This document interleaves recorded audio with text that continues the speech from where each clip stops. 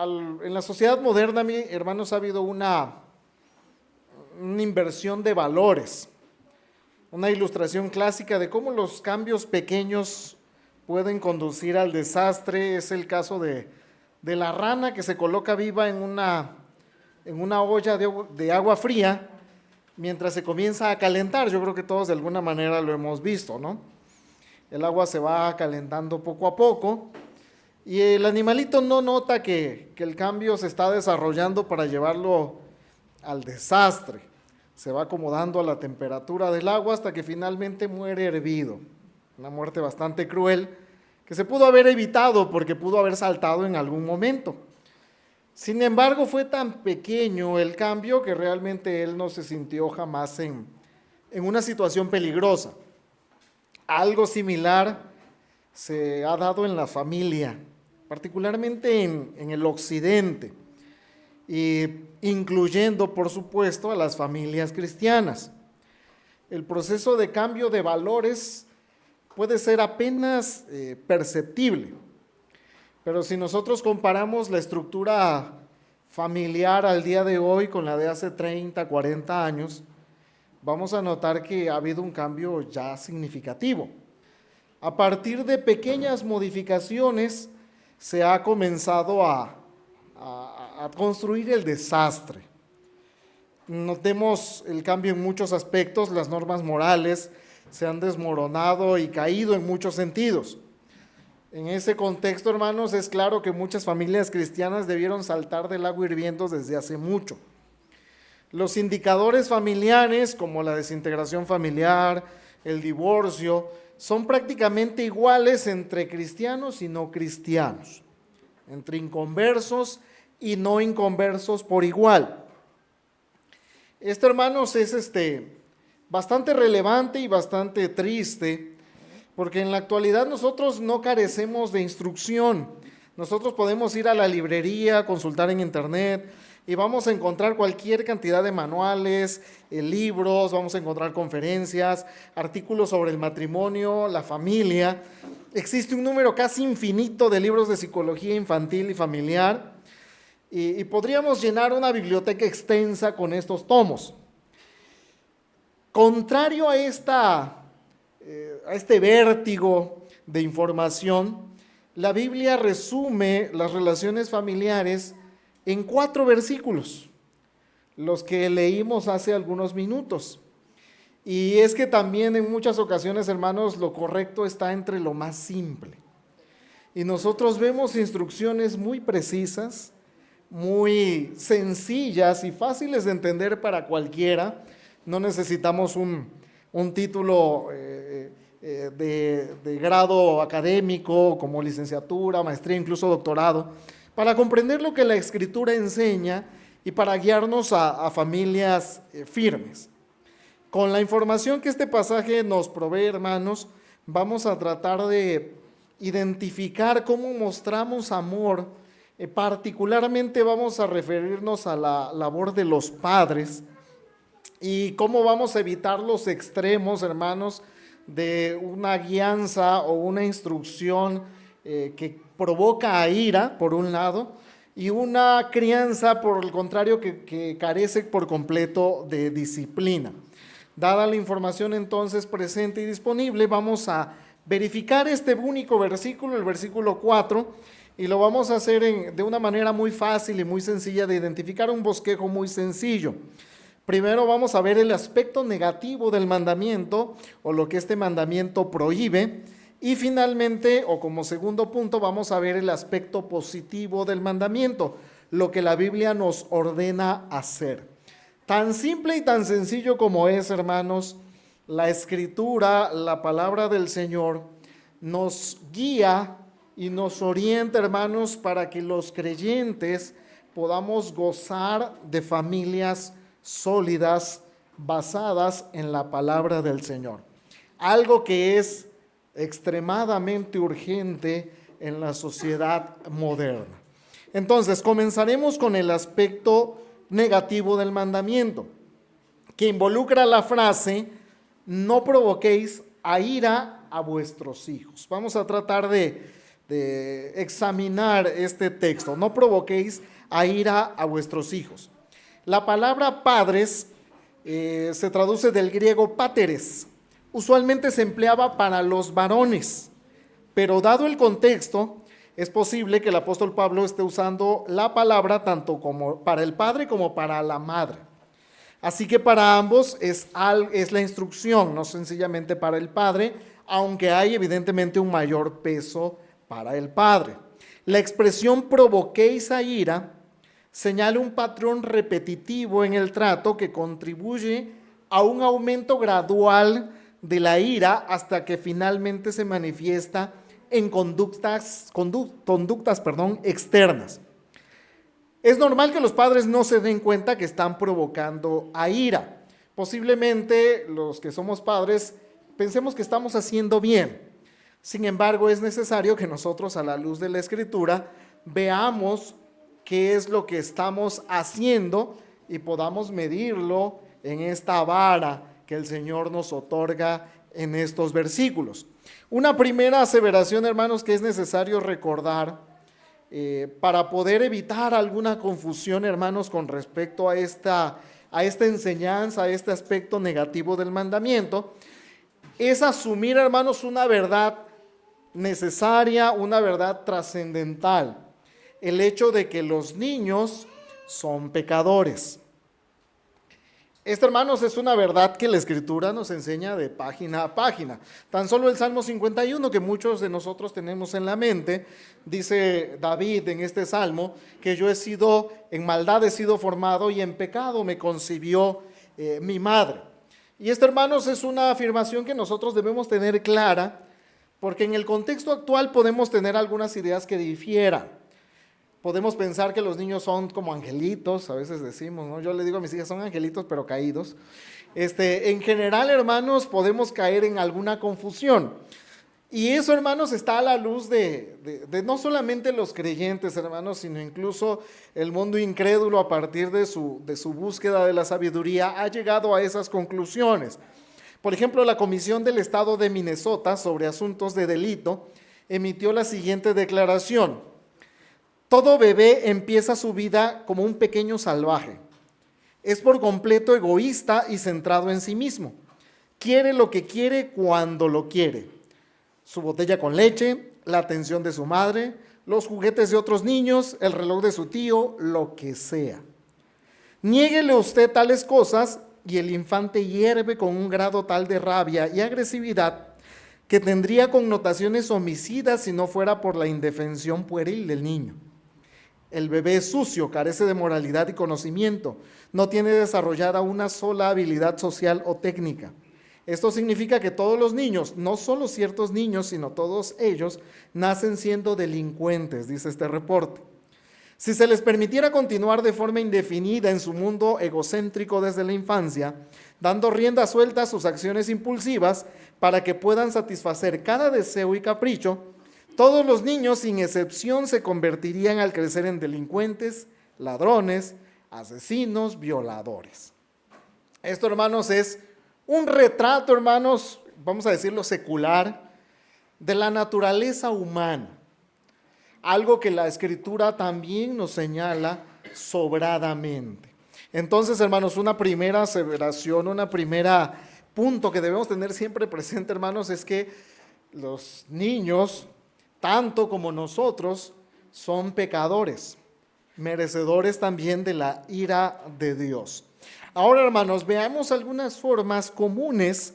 Es una lista ejemplificativa, mas no exhaustiva. Algunas formas comunes en que como padres podemos provocar a ira a nuestros hijos. Y veamos los siguientes puntos, son 6 en total. La primera es la sobreprotección con buenas intenciones. Muchos padres asfixian a sus propios hijos, deciden por ellos, no les dan libertad de tomar sus propias decisiones y permanentemente ponen en duda su capacidad de juicio. Es diferente orientar al niño o al hijo y guiarlos a tomar sus propias decisiones a ser controladores y tomar las decisiones por ellos. Esto, hermanos, puede llegar a ser ciertamente común. A veces podemos llegar a pensar que nuestros hijos no están en situación de decidir ellos por sí mismos. Entonces, el exceso de celo, de sobreprotección, va a irlos llevando, hermanos, acorralándolos cada vez a que ellos sean provocados a ira, a que desarrollen ese sentido de querer reventar en algún momento y por fin salir de nuestro control. Estoy seguro que muchos de ustedes conocen casos de algunas personas que se terminaron casando, pero no tanto porque necesitaban casarse o porque estaban muy enamorados, sino porque era la válvula de escape por fin para salir de su hogar. Podemos llevar hasta ese nivel la sobreprotección y con todas las malas consecuencias que eso pueda tener. Entonces, hermanos, evitemos este mandato, esta parte negativa del mandamiento, no es para hacerlo, sino para evitarlo. Evitemos la sobreprotección. Un segundo punto que debemos evitar es el favoritismo. Nosotros tenemos en la Escritura ejemplos notables, hermanos, de favoritismo, y vamos a mencionar al menos un par de los patriarcas. El caso de Isaac y Rebeca con sus hijos. Cada quien tiene a su favorito, por la razón que sea, y son tan provocados a ira, tan provocados a celo, que estamos hablando de tendencias homicidas entre ambos. Uno de ellos tuvo que escapar lejos, huyendo de su hermano. Y tenemos, por supuesto, el caso clásico, hermanos, de José con sus hermanos. Que podemos ver a José y el Señor lo usó para su gloria, pero él fue puesto por su padre Jacob como el favorito de todos ellos. A tal grado estaba siendo favorecido José, que sus hermanos lo vieron y dijeron: aquí no hay nadie, lo podemos matar. La ira homicida del hombre pecador por sus hermanos. Cuidemos, hermanos, de provocar a ira a nuestros hijos, incluso con comparaciones. A veces puede ser quizás común comparar a los hermanos, o compararlo con sus primos, o con sus vecinos, que parecen ser un modelo de obediencia. Hermanos, eso terminará provocando a ira a los hijos. Llevamos 2 puntos: sobreprotección y favoritismo. Tercer punto: excesiva presión por la excelencia. Excesiva presión por la excelencia. Es una manera fácil de provocar a ira a sus hijos, buscando siempre llevarlos a una presión fuera de los límites razonables para lograr algunos objetivos. En ocasiones, algunos padres básicamente quieren vivir a través de los logros que sus hijos obtengan. John MacArthur narra el siguiente caso. En cierta ocasión, dice él, visité a una mujer joven quien se encontraba confinada en una celda acolchada. Era cristiana y se había criado en una familia cristiana, pero su madre le había presionado de forma incesante para que fuera la chica más popular, bella y exitosa en el colegio. Había alcanzado a ser líder del grupo de coreografía y animación, reina estudiantil, y después se convirtió en modelo. No obstante, la presión hacia la excelencia se volvió excesiva y ella sufrió un colapso mental completo. Después que ella al fin fue dada de alta en el hospital, regresó al mismo ambiente artificial y demasiado exigente. Al ver de nuevo que era incapaz de sobrellevar todas las demandas impuestas, terminó suicidándose. Ella resumió su frustración cuando me dijo un día: no me importa qué voy a hacer, solo sé que nunca voy a satisfacer a mi madre. Hermanos, podemos llegar a presionar demasiado, a tratar de llevar a límites irracionales las metas que podemos trazar para nuestros hijos. Entonces, no significa que no deba haber una presión, pero no una presión irracional o excesiva. Esa es una tercera forma de provocar a ira a los hijos. Una cuarta es el desánimo, y este es el lado contrario. Hay padres que continuamente dicen de sus hijos: no, tú no lo hagas porque tú no sabes hacer nada bien. O tú no traigas esto porque tú no tienes lo suficiente para lograrlo. Minan la confianza de sus hijos al punto de que ellos muchas veces no quieren intentarlo siquiera. Entonces el otro extremo es este precisamente, el llevar al desánimo, al pensar que el muchacho, el joven o el niño no tiene lo suficiente para lograr sus metas. Un hijo necesita aprobación y ser motivado. Por el contrario, el punto número 5, hermanos, para provocar a ira es hacerlos sentir como un estorbo, haciéndolos responsables de no lograr algo o no alcanzar algunas metas propuestas. En ocasiones algunos padres bien intencionados pueden decir, miren, no vamos a salir de vacaciones porque ustedes son muchos y no nos alcanza el dinero para pagarlo. O siempre quise lograr este sueño, pero ya con hijos ya no lo voy a conseguir jamás. Es una manera, hermanos, de hacer ver al hijo como algo que está estorbando los logros. Entonces, esta es una manera muy común de provocar a ira. Y finalmente, maltrato verbal y físico. Esto no significa que no se pueda reprender en ocasiones con la vara, sino más bien que en muchas ocasiones puede hacerse excesivamente y de forma desproporcionada. No con amor para corregir el defecto, sino ya con la intención realmente de lastimar y de dañar, lo cual puede incluso incluir las palabras, siendo sarcástico o burlador. Algunos padres pueden llegar a tomar esta manera de ser con sus hijos en muchos sentidos, sea con algunas palabras, burlándose de ellos, de que no pudieron hacerlo, o incluso con castigos excesivos. Hermanos, es algunas maneras, les digo, es una lista muy corta de algunas formas en que podemos llegar, hermanos, a provocar a ira. La palabra del Señor nos llama a que no hagamos eso. Esa es la parte negativa del mandamiento, es lo que no debemos hacer. No debemos llevar la crianza de los hijos, la educación de los hijos o incluso de los nietos hasta este punto, de que ellos estén en una burbuja listos para reventar a la menor oportunidad.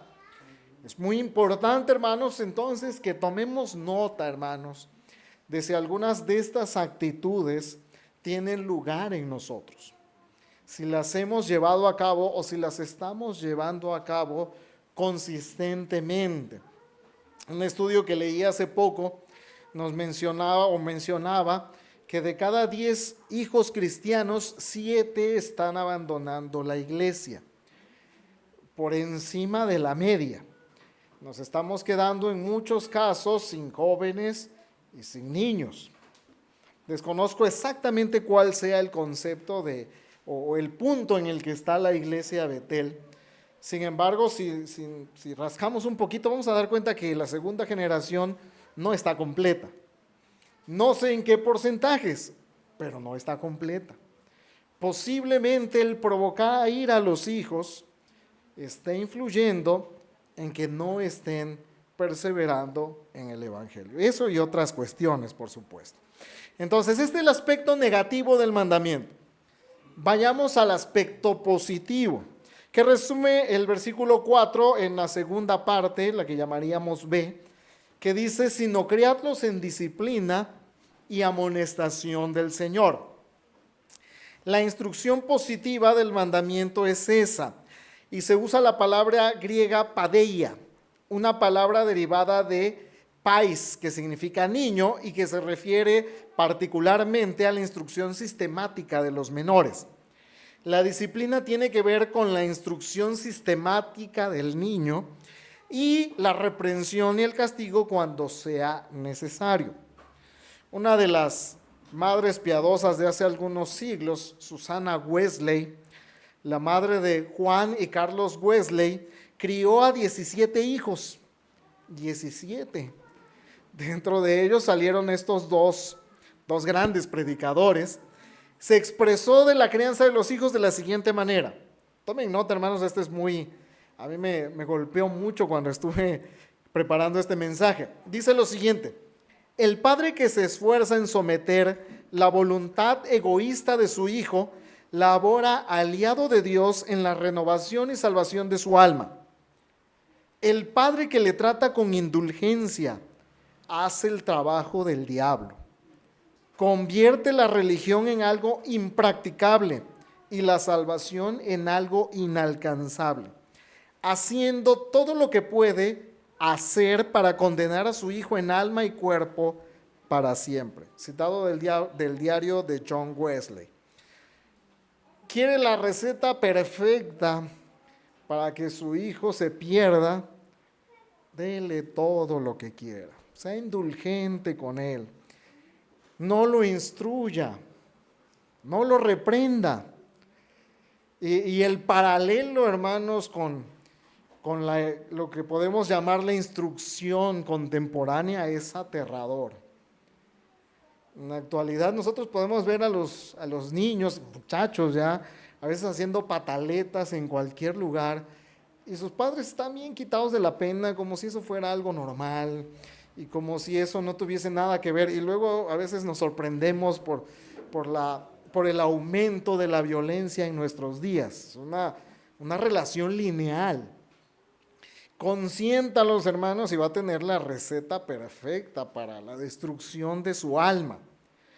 La palabra noutesia, que también se usa aquí y se traduce como amonestación, literalmente significa colocar en la mente. Tiene que ver no necesariamente con conocimientos, sino más bien con actitudes y valores. Entonces, resumiendo estas dos palabras, la clave es la disciplina y la amonestación en el Señor, que eso no puede olvidarse, ¿no? Disciplina y amonestación del Señor. Significa, hermanos, que debemos en muchos sentidos someter la voluntad egoísta de sus hijos, pero no solamente quitar esa parte, sino al contrario sustituirla por una instrucción y por una actitudes y valores que él debe ir teniendo en el Señor. Y esto es importante, hermanos, no existe terreno neutral. Todo el fundamento moral tiene que ver con la palabra del Señor. No hay tal cosa como una cosmovisión neutral. O estamos en Cristo o sencillamente no lo estamos. Entonces, este es el aspecto positivo que nosotros podemos también, hermanos, en este momento, tomar algunos consejos prácticos para criar a los hijos en disciplina y amonestación del Señor. Veamos los siguientes puntos, y están tomados de un buen libro que tal vez leamos en el círculo literario, los que tengan la oportunidad. Es un libro que se llama Capacitado para Orientar, de Jay Adams. Y en algunas de sus páginas da algunos de estos consejos que me parecieron sumamente relevantes. En primer lugar, lo que ya mencionamos, asuma que sus hijos son pecadores. Dice Proverbios 22:15 que la necedad está ligada al corazón del muchacho.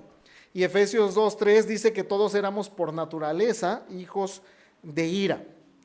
No estamos hablando de angelitos, de princesas, ni nada parecido.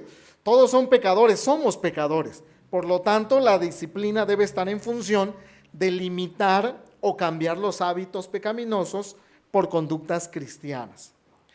Segundo consejo, reprendan las conductas pecaminosas apropiadamente, pero no la torpeza. Es muy diferente, hermanos, el hecho de ser torpe a ser desobediente. Y lo primero no debería ser causa de disciplina. Pensemos en el siguiente caso. Pensemos que a lo mejor alguno de los hijos o de los muchachos va con un vaso de jugo y se distrae y se le cae el jugo. Eso es diferente a que esté jugando en la mesa y se le diga, no juegues con el vaso de jugo. Y en determinado momento, por estar jugando con él y al no hacer caso a la orientación del padre, lo derrama. En ocasiones, hermanos, no notamos muy bien la diferencia, y en ambos casos podemos dejarnos llevar por la ira y reprender al mismo tiempo la torpeza que la desobediencia. La desobediencia es un acto pecaminoso que él ha decidido hacer ignorando las órdenes que se le han asignado. La torpeza no tuvo realmente un acto pecaminoso detrás. Muchas veces, hermanos, a veces estamos con la cabeza caliente del día, las preocupaciones, y nuestros hijos hacen algo así, torpe y demás, y nos dejamos llevar por la ira, y reprendemos de una manera que no amerita una conducta torpe, pero sí una conducta pecaminosa. Entonces, ese es un segundo consejo práctico. Un tercer consejo práctico, ya hablando particularmente de la adolescencia.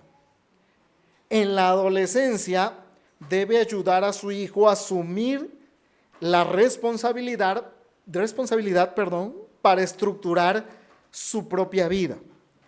Los padres deben procurar que su hijo sea autodisciplinado antes que abandone el hogar. Debe reconocer su responsabilidad con Dios y con su prójimo. Esto es un punto muy importante. Ya cuando salimos quizás de los años de la infancia, ya tenemos que ser mentores para que ellos tomen sus propias decisiones. Debemos poder decir algo como lo siguiente. Escuchemos este ejemplo. Juan, voy a confiar en ti para que hagas tu propia decisión sobre este asunto delante de Dios, pero quiero que seas responsable. Primeramente quiero que te sientes conmigo y que escuches mis razones de cómo entiendo yo la aplicación de las Escrituras respecto a esta acción que vas a llevar a cabo. Después, quiero que te tomes una semana para que pienses y ores acerca de este asunto antes que llegues a una decisión final.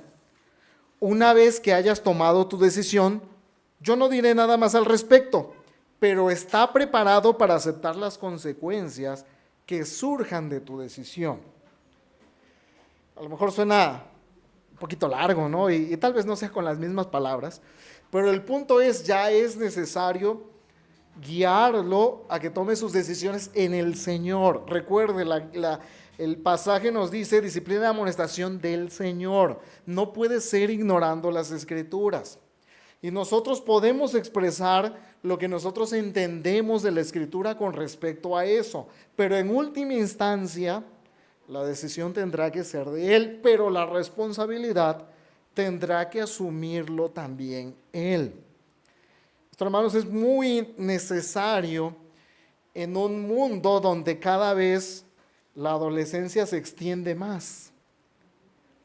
Hace algún tiempo leía yo un artículo y decía, ahora la adolescencia se está extendiendo hasta los 40 años. De hombres y mujeres ya grandes, desarrollados, son incapaces de tomar sus decisiones, o si las toman y se equivocan, los padres vienen a rescatarlos. Y ellos, como se saben protegidos, cometen irresponsabilidad tras otra. Entonces, hermanos, aquí es necesario en la instrucción del joven, del adolescente, que él sepa que es responsable del control de daños. Sus responsabilidades son parte de lo que él debe asumir. Los hijos han de seguir su propio camino, no necesariamente repetir todo lo que han hecho sus padres, sino que ellos deben ser capaces de evaluarlo a la luz de las Escrituras, aprender de los fallos de sus padres y ser capaz de asumir nuevos patrones de vida. Esto es importante, hermanos, porque nosotros como padres tenemos quizás conductas o actitudes o hábitos que no necesariamente son los mejores. Y no podemos esperar que la vida que nosotros llevamos sea necesariamente la que ellos van a llevar. Ellos deben asumir sus propios patrones y corregir lo que en nuestra crianza haya sido deficiente. Eso nos debería llevar, hermanos, a que una generación sea mejor que la anterior. De que ellos puedan aprender de los errores que ya tuvimos, para ellos ya ser cada día más perfeccionados en el Señor. Eso, hermanos, es lo deseable. Ahora la pregunta que debería quedar en nosotros es si eso está ocurriendo. Si verdaderamente el patrón de los hijos, de los jóvenes, está llevándolos a un mejor lugar que al que nosotros llegamos. Ahora bien, un último consejo para crear a los hijos en disciplina y amonestación del Señor es, hermanos, ser consecuente con las acciones disciplinarias. Así, hermanos, se evitan inconsistencias, porque la ejecución de la disciplina mal empleada puede ser algo terrible. Si nosotros para una misma acción tenemos distintos grados de reprensión, dependiendo cómo me sentía yo en ese momento, posiblemente los hijos van a crecer desorientados hasta dónde podemos llegar y en qué momento pueden hacerlo. En ese sentido es muy peligroso ser inconsistente. Y a veces los muchachos se pueden llegar a quejar y decir, pero cuando mi hermano hizo esto, no le dijiste tal cosa como a mí sí me la dijiste. O no le prohibiste esto como a mí sí me lo estás prohibiendo. Esas señales van a terminar, hermanos, no por llevarnos a una buena instrucción, ni a ser criados en disciplina y amonestación, sino a confusión. Y eso va a redundar en, finalmente, lo que mencionábamos al inicio, en provocarlos a ira. Del libro Capacitado para Orientar de James J. Adams, sugiere lo siguiente que me pareció bastante relevante: una especie de tabla para evitar estirar esos límites y ser inconsistente. Él dice, y esto pueden, hermanos, tomar nota, dice, para cada delito, usted señale la lista de delitos comunes y de antemano ponga en una tabla la reprensión o el castigo que le corresponde. Si el niño mintió, ya sabrá que le toca en su momento. Incluso algunos niños lo pueden encontrar bastante divertido. Ya saben qué le corresponde y ya nosotros ya sabemos cuál es la reprensión que les corresponde. Además de esto, del delito y del castigo, el autor sugiere que pongamos quién ejecutará el castigo y cuándo va a ser hecho. Y a partir de eso nosotros ya tenemos una guía bastante clara para cualquier actividad pecaminosa. Ya nosotros ya sabemos cuál es la corrección y no dejarnos llevar por la ira, que en muchas ocasiones nos gana el día a día y nos airamos demasiado. Entonces podríamos quizás tener este modelo para ayudarnos y sobre todo también este modelo nos puede ayudar a que reprendamos con más dureza la costumbre pecaminosa o el hábito pecaminoso y desobediente. Eso puede ayudarnos a ejecutar también la disciplina sin ira, que muchas veces, hermanos, podemos ser dominados por la ira. Dice el apóstol Pablo también que nos debemos airar, pero no pecar. Ahora, esto no es un modelo que nació solamente de la mente de este autor. Dios nos da este modelo. Lo encontramos perfectamente establecido en el caso de Adán. ¿Cómo fue el caso de Adán? Adán ya sabía qué es lo que le tocaba, ¿no? Le dijo Dios, el día que de este fruto comas, vas a morir. Esto, esto y esto. Adán lo tenía perfectamente claro. Otro caso que encontramos donde Dios establece este modelo también para criar a los hijos en disciplina y amonestación es el caso de la nación de Israel. Cuando ellos van a entrar a la tierra prometida, el Señor les da sus leyes y les dice, si ustedes desobedecen, si ustedes se entregan a la idolatría, el Señor les va a dar primero castigo de falta de lluvia, les va a traer ejércitos que los invadan y que los castiguen, y finalmente les dijo, y si ustedes persisten en pecar, yo los voy a desarraigar de su tierra y los voy a dispersar entre las naciones. Los israelitas podían quejarse de muchas cosas, pero no de falta de claridad en lo que Dios les había establecido desde el inicio, 400 años antes de que comenzaran estos problemas. Vayamos ya finalmente, hermanos, a nuestra aplicación y nuestra conclusión. ¿Cómo muestras amor a tu familia, particularmente a tus hijos, a tus nietos? Hermanos, tomemos la enseñanza paulina en Efesios para guiarlos en disciplina y amonestación. No los provoques a ira, ora mucho al Señor por ellos y con ellos. Evita, hermanos, estas maneras de provocarlos a ira que hemos mencionado y que seguramente podríamos mencionar algunas más. Por el contrario, instruyamos a nuestros hijos intencionalmente. Llévelo a una educación donde Cristo sea el centro. Esto es básico, hermanos. Decía una cita que mencioné hace algún tiempo de un pastor que fallecido recientemente el año pasado. Si un padre ha educado, dice Bodhi Bauchan, ha educado a sus hijos para ser médico, ingeniero o un profesionista exitoso, pero no lo ha guiado para la eternidad, sin duda ha fracasado como padre. Esto, hermanos, es muy relevante porque una buena profesión nos va a dar una buena reputación y posiblemente 40, 50 años de una vida cómoda. Pero, hermanos, eso no se compara con una eternidad, donde el tiempo no tiene influencia. A todos la palabra de Dios nos dice que no hay mejor manera de vivir que hacerla en Cristo. Hijos y padres, si no están considerando a Cristo en sus caminos, háganlo hoy. Una vida sin Cristo es una vida miserable, sin propósito, sin fin. ¿A quién le gusta vivir una vida miserable? A nadie. Solo en el Señor, en su Evangelio, encontramos verdadero propósito y felicidad. La felicidad plena solo puede estar en Cristo, en aquel que murió por tus pecados. Si no hemos considerado a Cristo en todos nuestros caminos, incluyendo obviamente la relación de padres e hijos, introdúcelo por favor ahora. Si no, tu vida carecerá completamente de sentido, aunque tengas los mejores títulos, los mejores logros y todo lo que quizás el mundo pudiese desear. Y vemos las personas que el mundo considera exitosas, muchas veces terminan suicidándose, terminan con problemas familiares horribles. Y si pudiéramos platicar con ellos, yo he tenido la oportunidad de platicar con algunas de estas personas, te dicen, no hagas eso.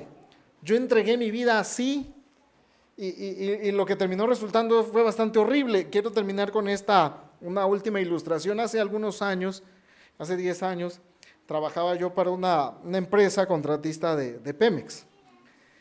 Había una persona, estaba cerca de jubilarse y en una ocasión me quedé trabajando hasta tarde, eran las 10 de la noche, seguíamos en la oficina, él estaba ahí y al día siguiente llegué a las 7 de la mañana. Se acerca esta persona y me dice, Octavio, ya no hagas eso. Y yo le dije, ¿qué cosa? Lo que estás haciendo. Le empiezas a dar todo lo mejor que tienes a esta empresa. Mírame a mí, dice, mira mi caso. Yo me voy a jubilar ya en unos meses. Entregué tanto a este mundo, dice, que cuando era el cumpleaños de mis hijos yo llegaba como invitado. Y yo no sabía ni quiénes eran mis hijos, mi esposa me abandonó, mis hijos no quieren saber nada de mí, yo me voy a jubilar dentro de poco con dinero, pero pues no tengo literalmente ni un perro que me ladre. Entonces me dijo, no hagas eso, no le des tu vida a estas cosas que no te van a satisfacer.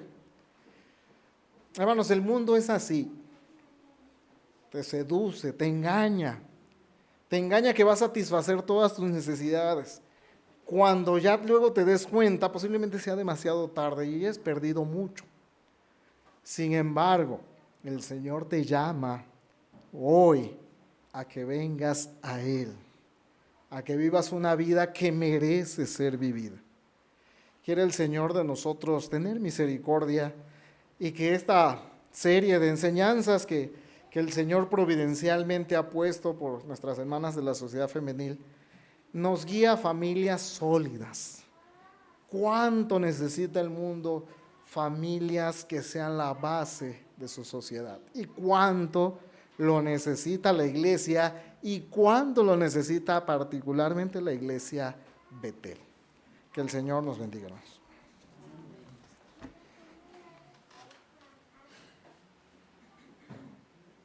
Damos gracias, Señor, por